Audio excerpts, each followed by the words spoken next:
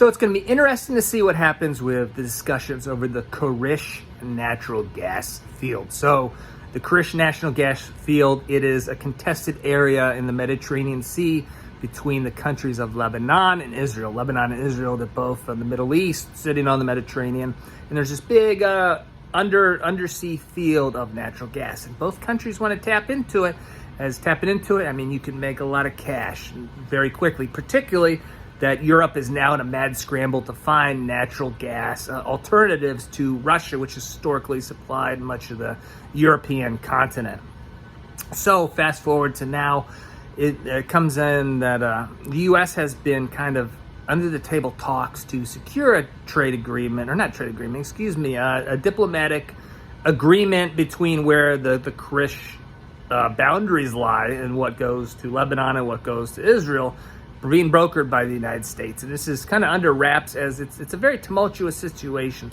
So if you're not familiar with Lebanese politics, there's this group called Hezbollah. Hezbollah is a Shiite group that some may say is a proxy of Iran, which is also a Shia government. So they fund Hezbollah, give them weapons and money. But what makes things interesting is that Hezbollah has become ingrained within the legitimate Lebanese political environment. They're considered a legitimate political party, so an entrenched in government. So the head leader of Nasrallah, the head leader of Hezbollah, has said that he's going to essentially start launching missiles at the Karish, the natural gas extraction platform owned by Israel, if Israel goes ahead and commences on production, which they said that they were going to do, I think, this month. So things could quickly escalate in the violence. But things could also quickly escalate in the violence if a successful deal is brokered between the Lebanese and Israeli governments. Well, why is that, you might be asking? Well, Hezbollah does not want a successful deal to be brokered because, so they're funded by Iran, which I already mentioned, and Iran has it politically in their interest that Lebanon and Israel do not get along. So despite the fact that if Lebanon and Israel create a deal that both would economically benefit, as Lebanon is broke, so they could desperately use cash flowing into their coffers from liquid natural gas exploitation. But doing so would involve creating somewhat diplomatic ties in recognition between one another, between Beirut and Tel Aviv, which Iran does not want by any means.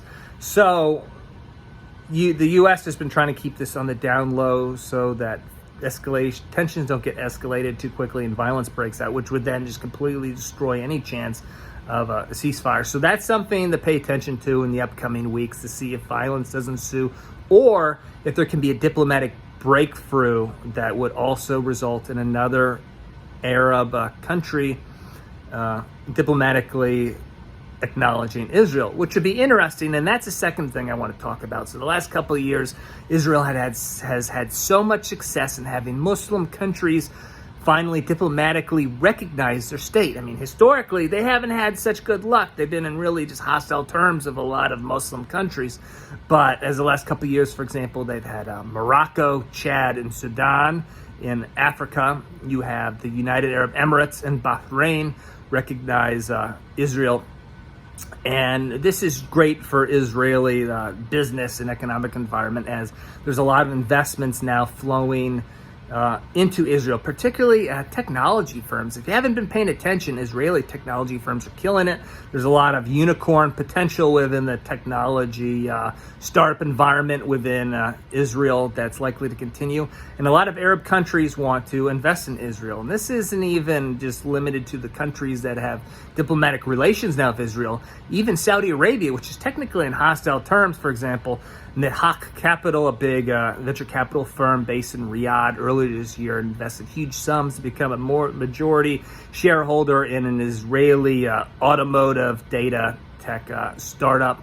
Also, the PIF, which is the Public Investment Fund, which is Saudi Arabia's sovereign wealth fund, They invested $2 billion USD earlier this year in Jared Kushner's VC, which is a fund that will make investments primarily in, again, Israeli technology startups, which is interesting because in order for the PIF to get approval to make that $2 billion USD investment, it had to come directly from Crown Prince MBS Mohammed bin Salman, which runs everything within the Kingdom of Saudi Arabia.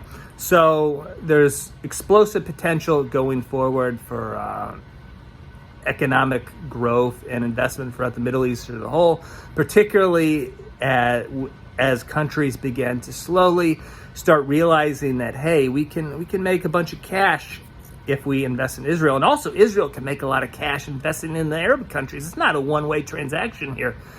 Israel has huge interest in investing not only throughout the Muslim world, but also to export their goods to the Muslim world and have Muslim countries export their goods to Israel. So in facilitating that inter-country trade, that is a positive development for all parties. So it's going to be interesting to see things going forward, particularly if this Karish oil field can get a successful diplomatic ceasefire, if you will, and if Nasrallah doesn't go shoot a bunch of missiles at the Karish gas extraction rig. So pay attention to this. And if you have any thoughts on it, let me know.